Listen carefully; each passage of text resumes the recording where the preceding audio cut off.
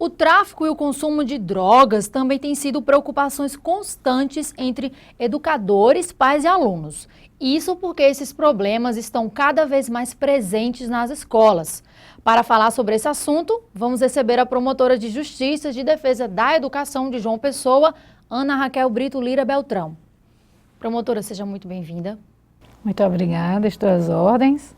Promotora, para dar início à nossa entrevista, qual a definição da palavra droga? As drogas são qualquer substância que transforme, que cause alguma modificação neurológica, ou seja, que transforme, que altere as funções cerebrais, sejam no aspecto químico ou no aspecto comportamental. Que problemas relacionados ao consumo de drogas são enfrentados no dia a dia das escolas? Em primeiro lugar, a gente precisa distinguir o que sejam as drogas lícitas e as drogas ilícitas. Nós temos como exemplo de drogas lícitas os remédios que nós compramos todos os dias nas farmácias. Além disso, o álcool, que é permitido na grande maioria dos países no mundo, e o tabaco. E as drogas ilícitas, que são aquelas que causam alterações químicas e comportamentais no ser humano, a exemplo da maconha, dos solventes, do crack, da cocaína, entre outras. Há uma estatística feita de 2010 entre estudantes das escolas públicas e privadas nas 27 capitais brasileiras que indicam um dado surpreendente. Na realidade, a grande maioria dos estudantes envolvidos com drogas são envolvidos com álcool, que experimentam desde a mais tenra idade. Desde 12, 13 anos, esses estudantes relataram que foram iniciados, eles já experimentaram pelo menos uma vez. Depois do álcool, que constitui em torno de 60,5% dos estudantes que usam álcool, o tabaco, respondendo por 18,9%, depois disso a maconha, 5,7%, a cocaína com 2,7% aproximadamente, e o crack com 0,6%. Então, quando a gente trata de drogas na escola, a gente deve se referir principalmente ao álcool e ao tabaco, que são as que realmente são mais consumidas pelos alunos. Que conhecimentos os educadores devem possuir para lidar com o enfrentamento ao uso de drogas? Em primeiro lugar, para que haja um programa, uma política dentro da escola de prevenção, que esse é um trabalho fundamental ao uso de drogas, é preciso que eles conheçam daquilo que eles estão falando. Então, estudar os efeitos químicos, comportamentais de cada uma das drogas, para que eles tenham conhecimento amplo, um conhecimento científico sobre a matéria. E depois, é importantíssimo para um trabalho de prevenção que a escola não encare o problema das drogas de uma forma conservadora e moralista, de uma forma policialesca. É preciso que o problema das drogas seja visto como um problema de saúde pública, porque ele altera o comportamento, ele altera a química dos neurônios, né, cerebrais, e faz com que essas alterações causem inúmeros danos ao estudante, que é um ser em desenvolvimento.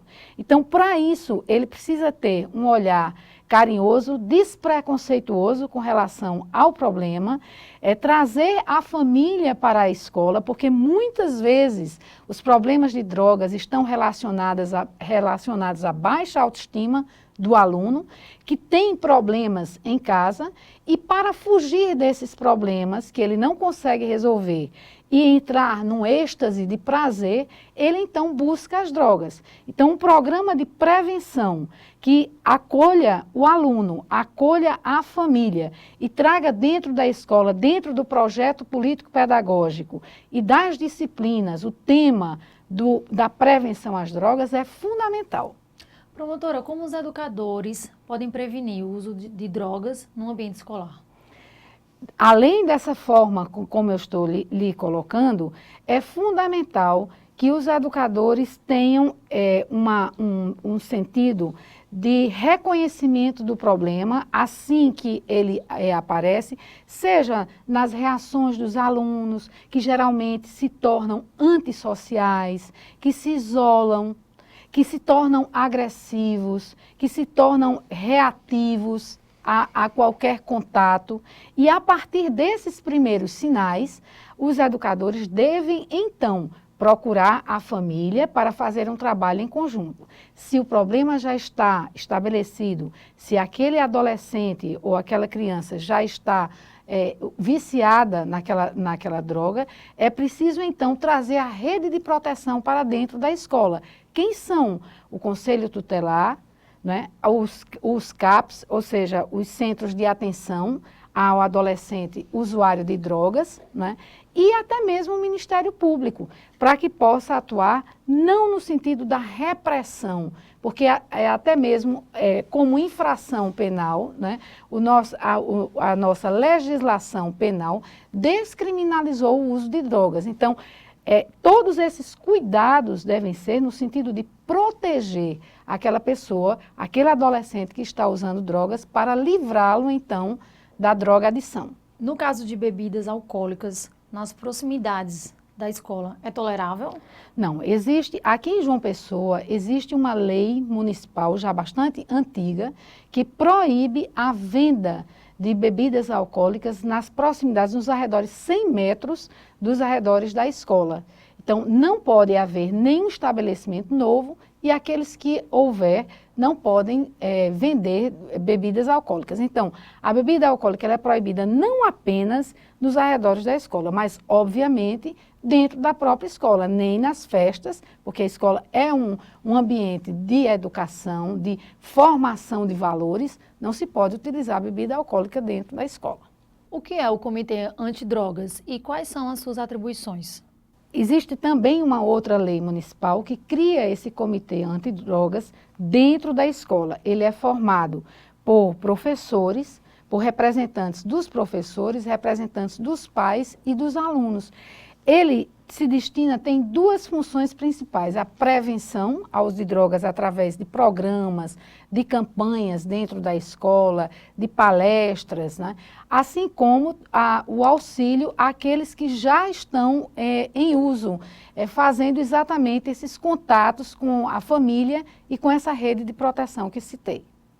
Promotora, para finalizar, como o educador deve proceder para ajudar um aluno que apresenta, né, problemas com drogas, sejam evidências de uso ou tráfico de drogas?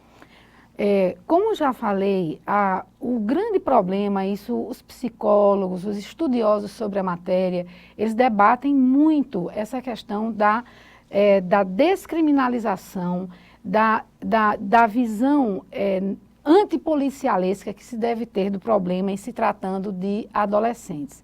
Então, o uso de drogas, ele está associado principalmente à questão das carências e da autoestima baixa. Então, o olhar carinhoso, a conversa acolhedora, né, sem discriminação, sem nenhuma pecha de estigmatização, é fundamental nesse sentido. Além disso, trazer a família para que ela seja corresponsável por este problema. Porque, na realidade, na grande maioria dos casos, a criança e o adolescente se inspiram nos exemplos que vê em casa. Então, um jovem que assiste cotidianamente os seus pais beberem, ingerirem bebidas alcoólicas desenfreadamente, ele obviamente, vai seguir aquele exemplo, e assim como o tabaco e as outras drogas. Então, é preciso fazer um tratamento não apenas do estudante, mas também da família, para que haja esse apoio, né, que é fundamental a um tratamento. E um apoio sem moralismos, porque se você disser a um adolescente que a droga, seja o álcool, seja o fumo, seja a maconha, a cocaína, o crack, não trazem, não dão prazer, isso é mentiroso. Se não fosse assim, não haveria tantos casos de pessoas drogadas no mundo. Mas é preciso mostrar para eles, e principalmente com pessoas que são caras à geração deles. Os ídolos, seja do esporte, do futebol, do basquete, os ídolos, os guitarristas, os artistas que eles conhecem, que amam tanto quantos deles morreram em razão de overdoses.